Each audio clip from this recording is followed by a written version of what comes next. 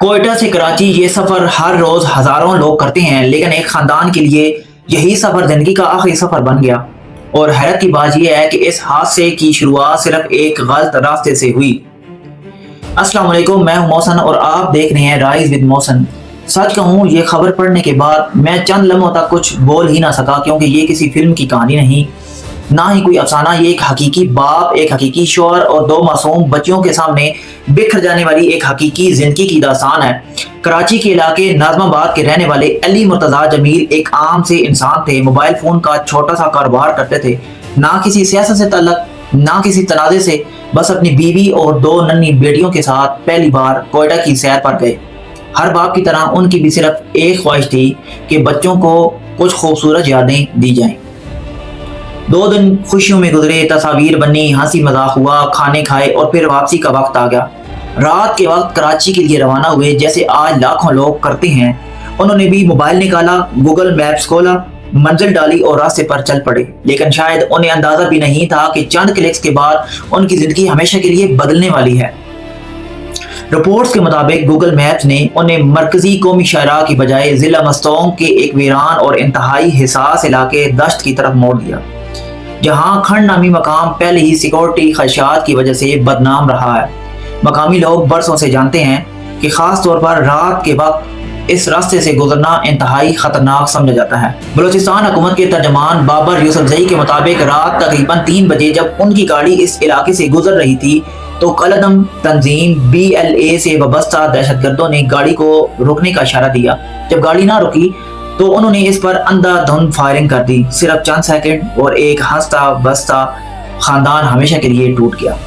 ذرا تصور کریں، گاڑی کے اندر 2 ننھی بچیاں بیٹھی ہیں، باہر گولیوں کی مسلسل آوازیں گونج رہی ہیں، اگلی سیٹ پر بیٹھا ایک باپ صرف اپنی فیملی کو بچانے کی کوشش کر رہا ہے، لیکن قسمت نے شاید کچھ اور ہی لکھ رکھا تھا۔ علی مرتضیٰ جمیل کے سینے میں گولی لگی اور وہ موقع پر ہی دم توڑ گئے۔ ان کی اہلیہ کو 5 گولیاں لگیں، لیکن اللہ کے فضل سے وہ زندہ بچ گئیں، اور دونوں بیٹیاں وہ جسمانی طور پر محفوظ رہیں، مگر جو منظر انہوں نے اپنی آنکھوں سے دیکھا اس کے زخم شاید زندگی بھر کبھی نہ بھر سکیں۔ بعض زخم جسم پر نہیں یادوں میں لگتے ہیں، اور وہ سب سے زیادہ تکلیف دہ ہوتے ہیں۔ مدد بھی فوراً نہیں پہنچ سکی، کیونکہ یہ علاقہ مرکزی آبادی سے کافی دور تھا۔ سیکورٹی فورسز کو وہاں پہنچنے میں وقت لگا، اور یہی چند منٹ ایسے حادثات میں زندگی اور موت کا فرق بن جاتے ہیں۔ پولیس کے مطابق کوئٹہ سے کراچی جانے والے مسافروں کے لیے مرکزی ہائی وے محفوظ راستہ سمجھی جاتی ہے، لیکن اگر غلطی سے گاڑی متبادل راستے پر چلی جائے تو کئی علاقے ایسے ہیں جہاں سیکورٹی خطرات ابھی بھی موجود ہیں۔ یہ صرف ایک خاندان کا مسئلہ نہیں، یہ ہر اس شخص کا مسئلہ ہے جو کسی نقشہ ایپ پر بھروسہ کر کے نامعلوم راستے پر نکل جاتا ہے۔ ماہرین بھی خبردار کرتے ہیں کہ دنیا بھر میں نقشہ ایپس کا ڈیٹا ہر جگہ ایک جیسا درست نہیں ہوتا۔ خاص طور پر دور دراز علاقوں میں بعض اوقات راستے پرانے، نامکمل یا زمینی حالات سے مختلف ہو سکتے ہیں۔ اس لیے حساس علاقوں میں صرف نیویگیشن پر انحصار کرنا خطرناک ثابت ہو سکتا ہے۔ اگر اعداد و شمار دیکھیں تو بلوچستان میں گزشتہ چند برسوں کے دوران سیکورٹی سے متعلق متعدد حملے رپورٹ ہوئے ہیں، جن میں عام شہری، سیکورٹی اہلکار اور مسافر بھی متاثر ہوئے۔